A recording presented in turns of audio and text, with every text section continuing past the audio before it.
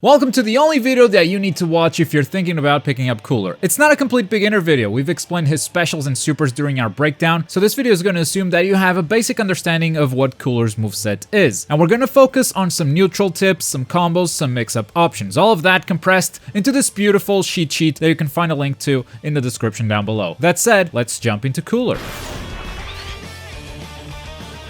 First up, where to put him on a team. I consider Cooler to be a generalist, which means he can pretty much go anywhere. Personally, I don't like him too much as an anchor because he's got a lot of gaps in his block strings, making him kind of unsafe to play, and then his level 3 typically loses the corner, and he doesn't have the best O-key. The O-key is okay, but it's not the best. But his assist is very solid, it's got a ton of invulnerability, so I don't mind Cooler sitting on the bench and supporting my active character, but I'd prefer it if he's not the last character alive. So in my personal opinion, point or mid are his preferred positions. Let's talk about some neutral tips. Use that tail. Cooler has such an amazing reach with his tail attacks. It's super easy to catch an opponent mid-distance with instant air dash medium. It's also great for cross-ups. His low medium also has amazing reach. His standing medium is alright, but doesn't come close to his tail. So if you're at mid-distance, you should be winning the neutral with that tail alone. So use it to start combos or block strings. His 3H also has projectile invulnerability. Its use can be very situational, so I don't have a lot of tips to give you there. Just keep in mind that he has it. And if the opponent is spamming projectiles, you can use this to get in close. From a distance, he's got this beam. And granted, it's got a very slow activation, but because of this slow activation, a lot of Cooler players hesitate to use it. It is still a beam projectile. It's got very good priority. If you use it after an opponent has spent both jumps, he's got nowhere to go but down. Beam, vanish, and you're in. Also from long range, his Death Shaker ability is a full screen hitting low. I recommend building a team with an assist that allows Cooler to get in close after using this ability. Something easy to confirm into. So if you use Death Shaker and an assist and the opponent gets hit, it gives you enough time to dash in and start the combo, or something that covers you in case the opponent blocks for you to dash in and start a block string. If that's not an option on your team, you can always Death Shaker and vanish, but why spend the meter when you can just build a better team, right? And finally, if the opponent gets a little closer than you'd like, you always have the DP if you read him correctly. The knee has a ton of invulnerability, it's great for stealing turns, but if the opponent blocks it, it leaves you vulnerable for quite a while, so don't overuse it, keep it unpredictable. Let's move on to some combos, and all of the combos on this list, you can start with an overhead attack if you'd like. And since Cooler doesn't have a low light, if you want to start with a low medium, in some cases you're gonna have to take a different route. And also the combos end with a medium version of his DP, which give you a sliding knockdown. It's not the best knockdown, but it's what Cooler's got. But that also means you can follow up with supers if you need the extra damage. Though if you want a level 3, I would recommend you not follow up after the knee. It's much safer to activate his level 3 this way. But let's start with some basic stuff. This is the basic BNB, works anywhere on screen without any meter.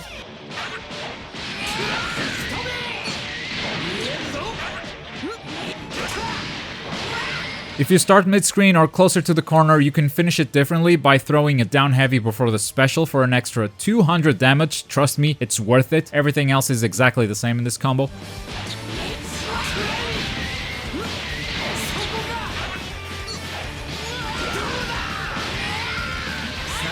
And by now you may have noticed that these combos start with a standing medium attack. If you skip the standing medium, it's already a low medium starter, and it still deals decent damage. It's also useful practicing this combo because sometimes you're just gonna catch an opponent in the air, so it's good to have this extra tool to convert into some serious damage. Then, while in the corner, this combo can be a bit complicated. First of all, because it's a route that is extremely unconventional. I know a lot of you are not used to this order of attacks. And also, right after the first super dash, there's a medium attack, and then there's a delay before the light and down heavy. So if it's too complicated for you, you can just use the other combos while in the corner. That's totally fine. But if you want the extra damage, this is what you want to go for.